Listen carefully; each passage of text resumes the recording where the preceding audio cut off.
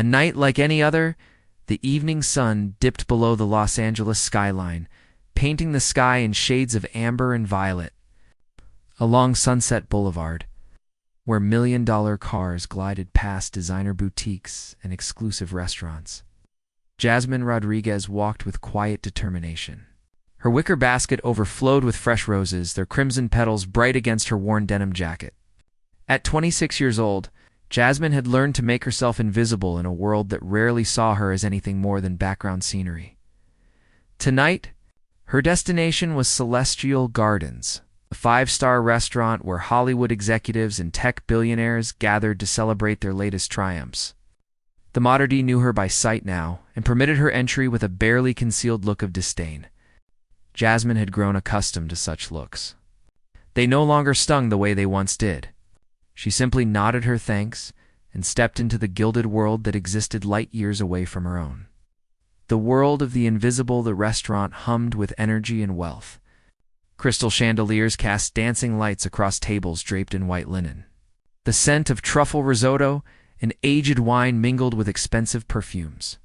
Jasmine moved between tables like a ghost, offering her roses with a gentle smile and practiced words that rarely received a kind response. At table 7, a young couple celebrated an engagement.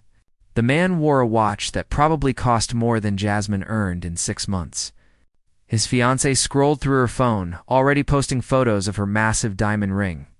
Jasmine approached respectfully, her voice soft above the classical piano music. "Congratulations on your engagement. Would you like a rose to celebrate this beautiful moment?" The woman glanced up briefly, her expression shifting from surprise to annoyance. "We have enough flowers. The restaurant provided arrangements." She waved dismissively before returning to her phone. The man didn't even acknowledge Jasmine's presence. She moved on, the familiar ache of rejection settling in her chest, a different kind of observer. What Jasmine didn't know was that someone had been watching her since she entered the restaurant. At a corner table partially hidden by a marble pillar sat Dylan Westbrook, founder and CEO of Quantum Innovations, a tech company valued at $15 billion. At 32, Dylan had achieved more financial success than most people dreamed possible. Yet tonight, surrounded by the trappings of wealth and power, he felt profoundly empty. Dylan had come to Celestial Gardens to meet potential investors. Rather than leave, he stayed, ordering their signature salmon dish while lost in thoughts about the meaninglessness of his recent accomplishments. Then Jasmine walked in, and something shifted in the atmosphere of his evening. He watched her move through the restaurant with grace. Despite the weight of her basket and the burden of constant rejection, there was something in her eyes, a mixture of hope and resignation that struck him deeply. She wasn't bitter or hardened. Despite everything, she maintained her dignity and gentle manner with each person who dismissed her. The moment everything changed, Dylan observed as Jasmine approached a table where 4 businesswomen celebrated a promotion. One of them, wearing a scarlet dress and dripping with jewelry, looked at Jasmine as though she were an insect that had landed on their table. "Are you seriously selling flowers in here? This is pathetic. Security should remove vendors like you." Her companions laughed, and one added, "Honestly, who even buys roses anymore? So common and cheap." The words were designed to wound, and Dylan saw Jasmine's shoulders tense, though her expression remained composed. She apologized quietly and turned to leave. Something inside Dylan ignited. He had spent years in boardrooms watching people tear each other down for profit and position. He had witnessed cruelty disguised as business strategy. But watching this young woman endure such casual cruelty while simply trying to earn an honest living awakened something in him that had been dormant for far too long. "Excuse me," Dylan called out, his voice carrying across the restaurant with unexpected authority. "Miss with the flowers, could you come here, please?" An unexpected summons. The restaurant seemed to pause. Conversations quieted as people turned to see who had spoken. Jasmine stood frozen, her basket clutched against her chest. She looked around uncertainly, trying to locate the source of the voice. Then she saw him, a tall man with dark hair and intense brown eyes. Gesturing to her from his secluded corner table, her heart pounded as she walked toward him. Men in expensive suits didn't usually call her over for pleasant reasons. Experience had taught her to expect mockery or worse. But something in his expression seemed different. There was no cruel amusement in his eyes, only a focused intensity that made her nervous for entirely different reasons. "Yes, sir?" Jasmine asked when she reached his table. Her voice trembled slightly despite her efforts to sound confident. "Would you like to purchase a rose?" Dylan looked at her, really looked at her, in a way that made Jasmine feel truly seen for the first time in months. He noticed the calluses on her hands from handling thorny stems. He saw the exhaustion in her eyes, in the way she swayed slightly on her feet. He recognized someone who had been pushing themselves far beyond reasonable limits. "I'd like to buy all of them," Dylan said simply. The collapsed Jasmine blinked, certain she had misheard. "I'm sorry, what? Every rose in your basket? I want to buy them all." "How many do you have?" Her mind raced as she counted quickly. 43 roses, sir? But that would be... She calculated quickly, her tired brain struggling with the math. That would be over $200. "Are you certain?" Dylan pulled out his wallet and extracted several bills without counting them. He placed them on the table, far more than the flowers cost. "Keep the extra. You've worked hard tonight, and you deserve it." Jasmine stared at the money, then at Dylan, then back at the money. Her vision blurred as tears threatened to spill. This couldn't be real. People didn't just do things like this. Not for someone like her. Not without wanting something in return. Oh, yeah, sir. "I don't understand. Why would you do this?" Her voice cracked with emotion. Dylan leaned back in his chair, his expression softening. "Because I watched you walk through this restaurant with more dignity and grace than anyone else here tonight. Because you deserve kindness, not contempt. Because someone needs to remind you that your effort matters." The words broke something inside Jasmine. For months, she had held herself together through sheer willpower. Working 18-hour days, selling flowers on streets and in restaurants. Caring for her sick grandmother. Going without meals to afford Rosé's medications. The constant rejection. The exhaustion. The fear that she would never be enough to save the person she loved most in the world suddenly crashed over her like a wave. "Thank you," she whispered, tears streaming down her face. "Thank you so much. You don't know what this means. My grandmother, she needs medicine, and the rent is overdue, and I haven't eaten since yesterday morning." Her words tumbled out in a rush, and Dylan saw the exact moment when her body simply gave up. Her eyes rolled back, her knees buckled, and she began to fall forward. He lunged from his chair, catching her just before she hit the marble floor. The basket tumbled from her arms, roses scattering across the restaurant like red confessions of a system that had failed this young woman. "Someone call an ambulance?" Dylan shouted, cradling Jasmine's unconscious form. But even as he said it, he knew he wouldn't wait. His car was outside, and Providence Medical Center was only 10 minutes away if traffic cooperated, as Dylan lifted Jasmine in his arms and carried her toward the exit. He had no idea that this moment would change both of their lives forever.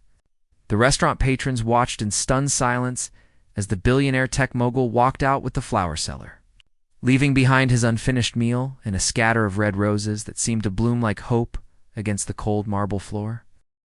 Racing against time, Dylan's black Tesla roared through the Los Angeles streets, weaving between traffic with urgent precision.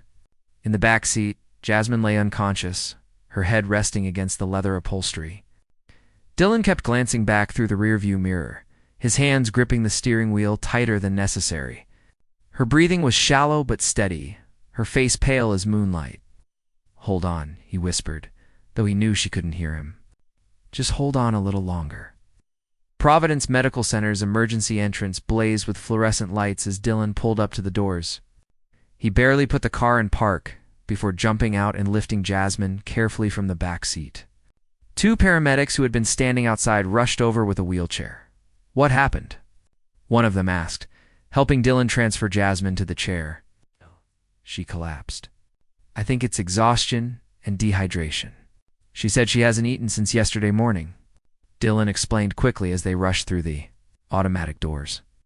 The emergency room was a controlled chaos of beeping machines and hurried footsteps. A doctor approached immediately, a woman in her 40s with kind eyes and an efficient manner. "I'm Dr. Patricia Huang. What's the patient's name?" Dylan realized with a jolt that he didn't know. "I don't know her full name. I only know Jasmine. She was selling flowers when she fainted."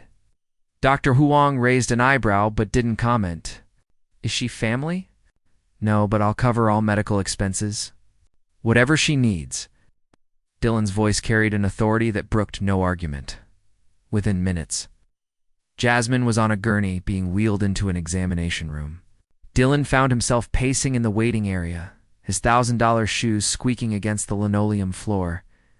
He pulled out his phone and stared at it, realizing he had 17 missed calls and dozens of messages. None of them seemed important anymore. The wake-up call-in hour passed before Dr. Wong emerged from the examination room. Pulling off her latex gloves, Dylan jumped to his feet. "How is she?" "Stable, but barely," Dr. Huang said, her expression serious. "She's severely dehydrated and malnourished. Her blood sugar crashed, which caused the fainting. I'd estimate she's been pushing her body to dangerous limits for weeks, possibly months. Another few days like this, and we could have been looking at organ failure." Dylan felt his stomach twist. "Can I see her?" "She's awake, but disoriented. She's been asking about someone named Rosa and something about medicine." "Do you know what she means?" "She mentioned her grandmother needed medicine. That's all I know." "You can see her, but she's very distressed about the hospital costs. You might want to address that first." A grandmother's love Dylan entered the room to find Jasmine sitting up in bed, tears streaming down her face as she tried to pull the 4 from her arm. A nurse was gently restraining her hands. "I can't afford this. Please, I have to go. My grandmother is alone," Jasmine was saying frantically. "Jasmine," Dylan said softly from the doorway. She turned toward his voice, her eyes widening with recognition. You brought me here." "Oh no, oh no. I can't pay for this. You don't understand." Dylan approached the bed and gestured for the nurse to give them privacy. "I already told you, I'm covering everything. You don't need to worry about money, but why?" Jasmine's voice broke. "You don't even know me. Nobody does things like this. What do you want from me?" Dylan pulled a chair close to her bed and sat down, meeting her eyes directly. "I don't want anything from you. I want to help because it's the right thing to do. Now tell me about your grandmother. Where does she live? What does she need?" The story unfolds through tears and exhaustion. Jasmine's story poured out like water from a broken dam. She told Dylan about Rosa Martinez, her grandmother who had raised her since she was 7 years old after Jasmine's parents died in a car accident. Rosa had worked 3 jobs to give Jasmine a childhood, to send her to school, to make sure she never felt the absence of her parents too deeply. "She has a heart condition," Jasmine explained, her voice thick with emotion. "The medications cost $800 a month, and insurance only covers half. I've been working every day, all day, trying to make enough for her pills and our rent. Our landlord is threatening to evict us. We're 3 months behind." Dylan listened without interrupting, his chest tightening with each detail. "Where does she live?" Jasmine hesitated, then gave him an address in East Los Angeles, a neighborhood Dylan knew had struggled for decades with poverty and crime. He immediately pulled out his phone and made a call. "Thomas? It's Dylan. I need you to do something for me right now." Thomas Bennett was Dylan's personal assistant, a man who had been with him for 8 years and could be trusted with anything. Dylan rattled off Rosa's address. "There's an elderly woman there alone. Her name is Rosa Martinez. Go check on her, make sure she's okay, and take her whatever medication she needs. Get it from an all-night pharmacy. Cost doesn't matter. And Thomas, treat her with respect. She's important." Jasmine listened to the conversation with disbelief written across her features. When Dylan hung up, she whispered, "You're really doing this? You're sending someone to help my grandma?" "Yes, and tomorrow I'm having your rent situation handled. Nobody's evicting you." Building trust over the next 3 days while Jasmine recovered in the hospital. Dylan visited every morning and evening. He brought her books to read, food from restaurants she had never been able to afford, and most importantly, updates about Rosa. Thomas had indeed checked on her grandmother, ensuring she had her medications and even arranging for a home health aide to visit daily. On the second day, Jasmine finally asked the question that had been burning in her mind. Who are you really? I mean, I know your name is Dylan, but you're not just some regular person who can afford to do all this. Dylan smiled slightly. I'm Dylan Westbrook. I run a tech company called Quantum Innovations. Jasmine's eyes widened. Quantum Innovations? I've seen your commercials. You're that Dylan Westbrook? The billionaire? I prefer to think of myself as someone who built something successful, but yes, I suppose that's accurate. Then why? Jasmine asked for the 100th time. Why would someone like you care about someone like me? Dylan stood and walked to the window, looking out at the city lights. Can I tell you something I've never told anyone? He didn't wait for her answer. 5 years ago, I was where you are now. Not exactly the same circumstances, but close enough. I was working 3 jobs, sleeping 4 hours a night, eating 1 meal a day. I was trying to get my first company off the ground, and I was failing miserably. He turned back to face her. One night, I was so exhausted, I fell asleep at a bus stop.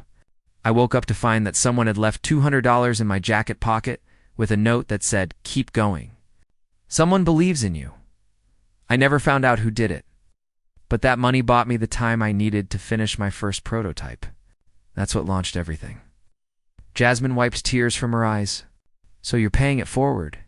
I'm trying to, but it's more than that.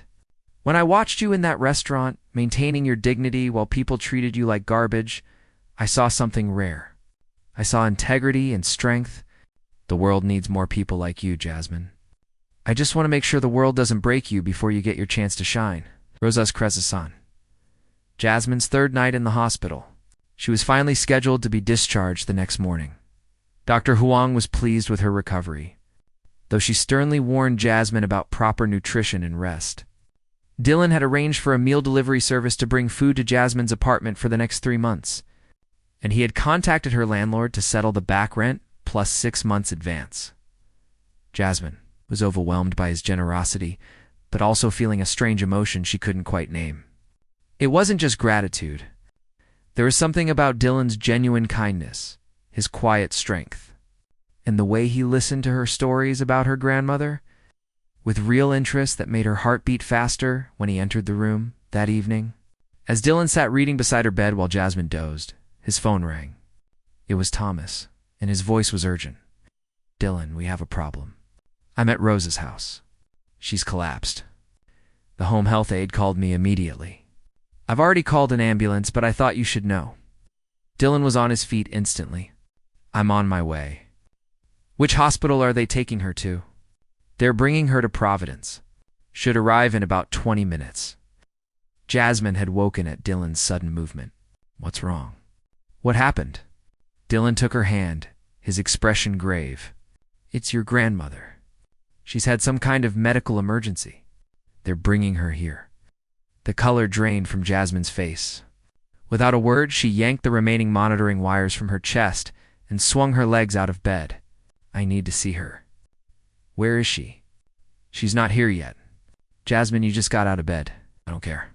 That's my grandmother. She raised me. She's everything. Jasmine's voice rose with panic as she searched for her shoes. Dylan gently gripped her shoulders. I know, and we'll see her the moment she arrives. But you need to stay calm. Getting yourself worked up won't help her. Die. 23 minutes later, the longest 23 minutes of Jasmine's life, the ambulance arrived. Rosa was rushed into the emergency room with Jasmine and Dylan following close behind. Dr. Huang met them in the hallway. It's her heart, the doctor explained quickly. She's having severe arrhythmia. We're stabilizing her now, but she's going to need to stay here for at least a week, possibly longer. We may need to do a procedure to correct the rhythm. Jasmine crumpled against the wall, sliding down to sit on the floor as sobs racked her body. I can't lose her. Please, God, I can't lose her. Dylan knelt beside her, pulling her into his arms. You won't. She's strong, just like you. And she has the best doctors in the city taking care of her.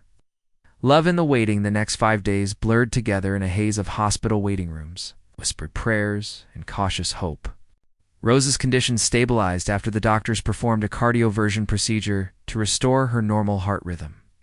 Slowly, color returned to her face, and her vital signs improved. When Rosa finally woke up fully conscious on the 6th day, the first thing she saw was her granddaughter asleep in a chair beside her bed, and a handsome stranger sitting on the other side, watching over both of them with protective vigilance. "You must be the angel," Rosa whispered, her voice weak but clear. Dylan smiled.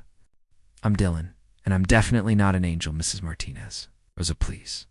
And any man who watches over my granddaughter while I sleep is an angel in my book."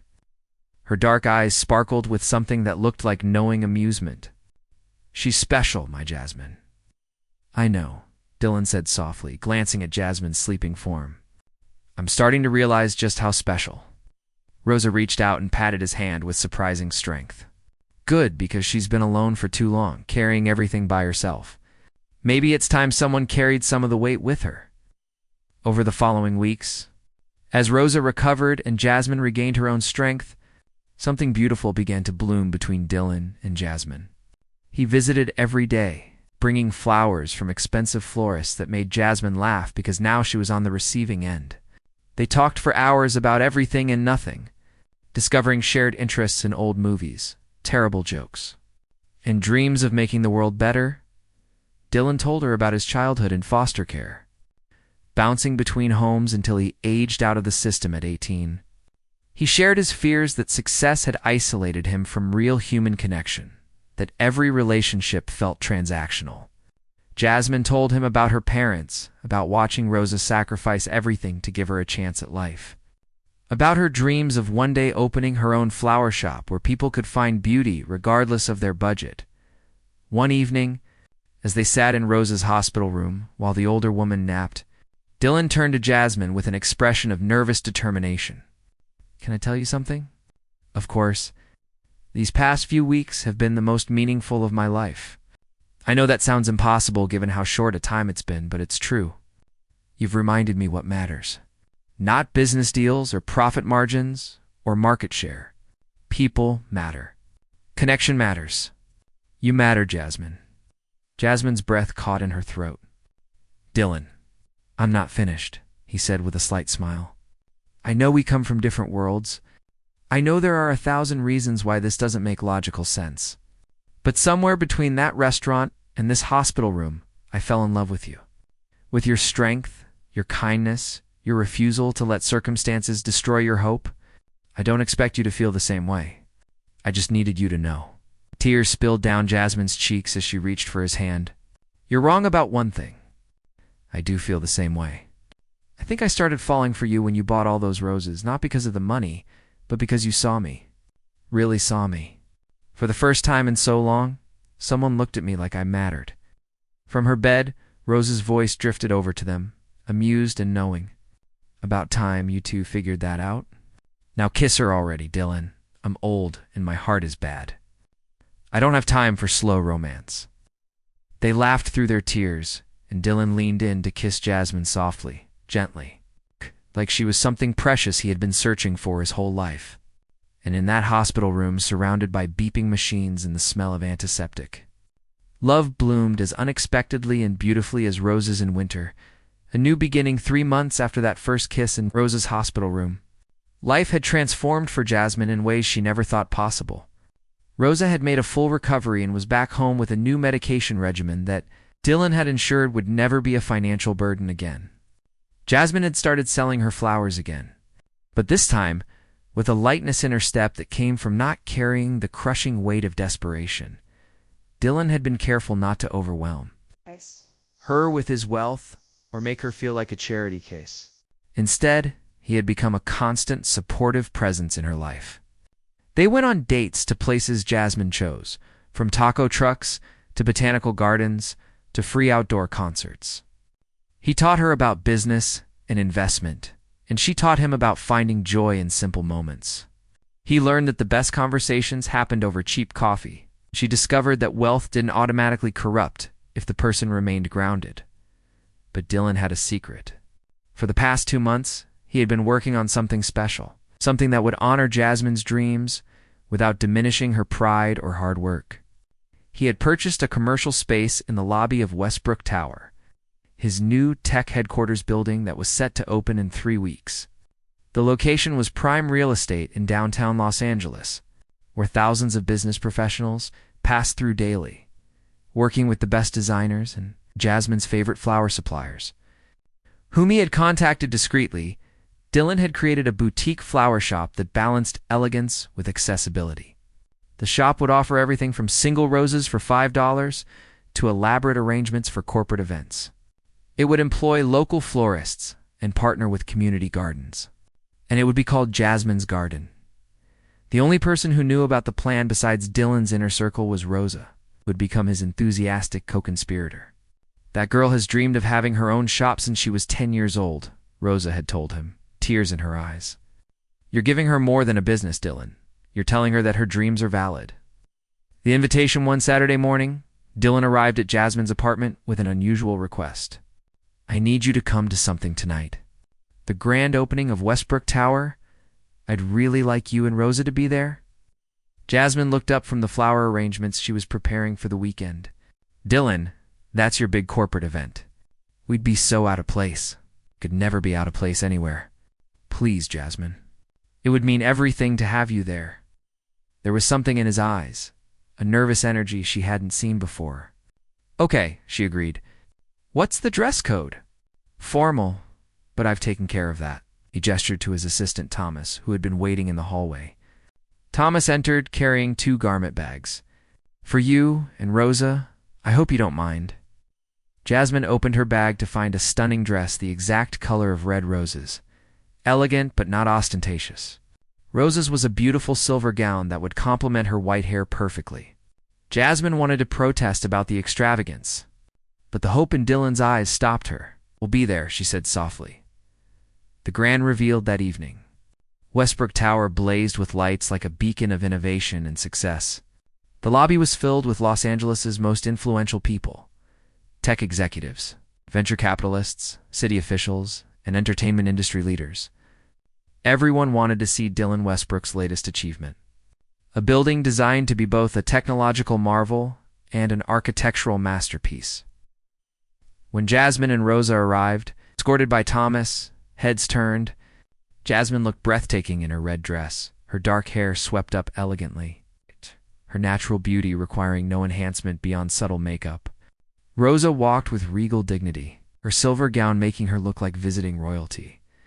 Dylan spotted them immediately and crossed the lobby, his face lighting up in a way that several business associates noticed with curiosity.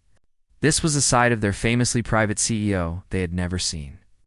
"You look incredible," Dylan whispered to Jasmine, taking her hand and kissing it gently. "This is all so overwhelming," Jasmine admitted, looking around at the crowd of important people. "Just stay with me. I promise everything will make sense soon." After an hour of networking and speeches from various dignitaries, Dylan took the microphone at the front of the lobby. The crowd quieted, expecting his usual remarks about innovation, technology, and the future of business. "Thank you all for coming tonight," Dylan began. "Westbrook Tower represents years of work and the collaboration of hundreds of talented people. But tonight, I want to talk about something different. I want to talk about what really matters in business and in life." He paused, his eyes finding Jasmine in the crowd. 4 months ago, I met someone who changed my entire perspective.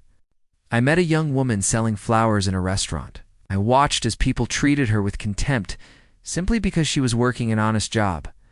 What struck me wasn't the cruelty of others, but her dignity in the face of it, her determination to provide for her family, her refusal to become bitter despite circumstances that would have broken most people. Jasmine felt her heart begin to race as every eye in the lobby turned toward her. That woman is here tonight. Her name is Jasmine Rodriguez, and she's taught me more about true success than any business school ever could. She showed me that integrity isn't about what you do when people are watching. It's about who you are when nobody sees. It's about working with pride regardless of recognition. It's about loving without expecting anything in return. Dylan gestured to a section of the lobby that had been covered with an enormous white curtain. Jasmine has a dream. She dreams of opening a flower shop where beauty is accessible to everyone. where flowers aren't just for the wealthy, where every person, regardless of their budget, can express love, sympathy, celebration, or simple appreciation for beauty. He nodded to two assistants, who began pulling the curtain away.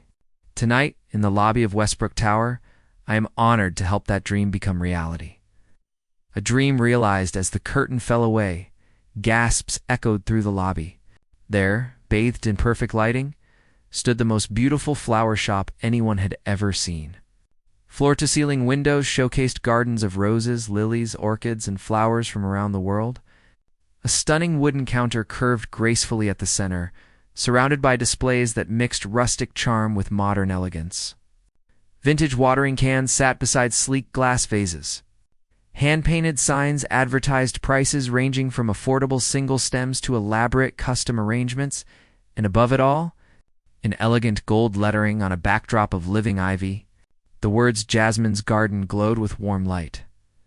Jasmine stood frozen, her hand covering her mouth as tears streamed down her face.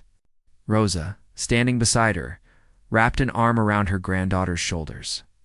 Crying just as hard, Dylan crossed the lobby to stand before them. "This is yours, Jasmine. Completely yours. Your name is on all the legal documents. The business license, the vendor contracts, everything.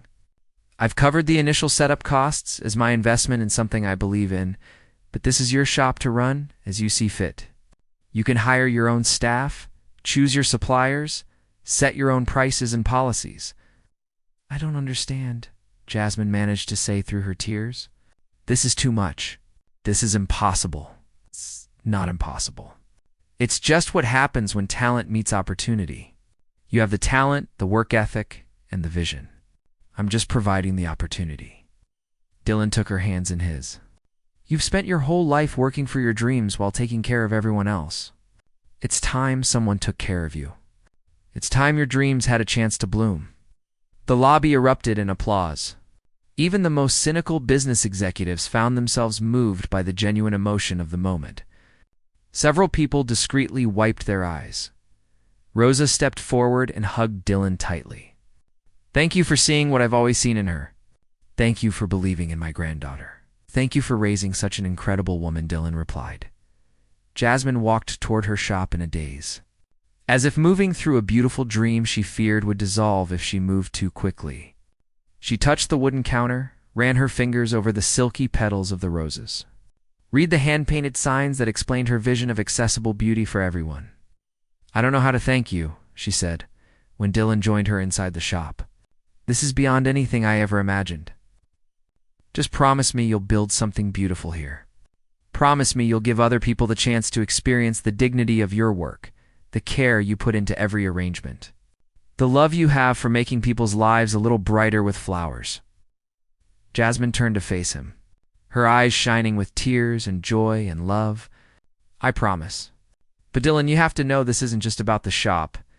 Yes, this is my dream, and I'm so grateful. But what you've really given me is belief. You believed I was worth investing in when I could barely believe it myself. You saw value in me when the world told me I had none. That's the real gift." Dylan pulled her close, holding her as if she were the most precious thing in the world. "You always had value, Jasmine. I just had the privilege of being there when you were ready to claim it."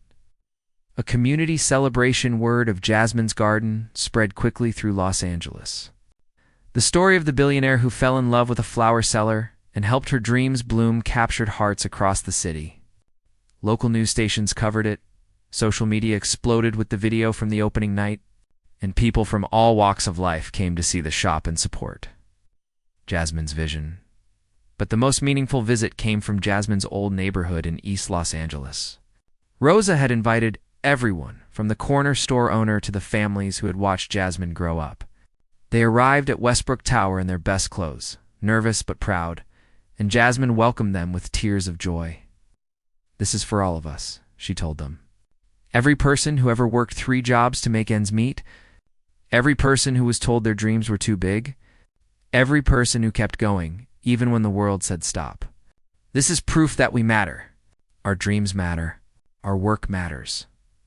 In the weeks that followed, Jasmine's Garden became more than a flower shop. It became a symbol of hope and possibility. Jasmine hired employees from struggling neighborhoods, training them in floral design and business management. She created a scholarship program through Dylan's foundation that helped young people from low-income families pursue their dreams. She partnered with local schools to create after-school programs where kids learned about botany, entrepreneurship, and the power of believing in themselves. Dylan watched it all with quiet pride. Seeing Jasmine bloom just like her gardens, their relationship deepened into something both of them knew would last forever. They had found in each other what they had each been missing.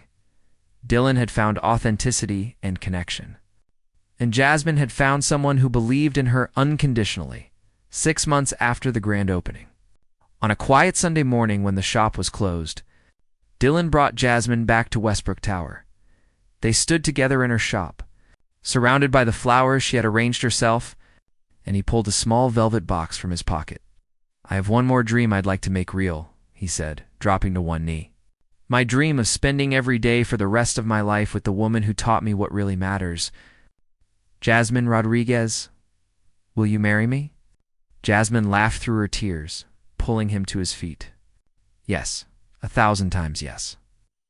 Rosa, watching from the lobby where she had been waiting with a photographer Dylan had secretly arranged, clapped her hands with joy. Finally, she called out, "I was wondering how long you'd make me wait for great-grandchildren." As Dylan slipped the ring on Jasmine's finger, a ring he had designed himself with a red ruby, the exact color of her roses. They both knew they had found something rarer and more valuable than any business success or material wealth. They had found love that saw past circumstances to the soul beneath. They had found partnership built on mutual respect and genuine care. They had found home in each other's hearts and in the heart of Los Angeles. In a building that symbolized innovation and achievement, Jasmine's garden continued to bloom, reminding everyone who walked through its doors that dreams are never too big, dignity is never out of reach, and sometimes the most beautiful flowers grow from the most unexpected seeds.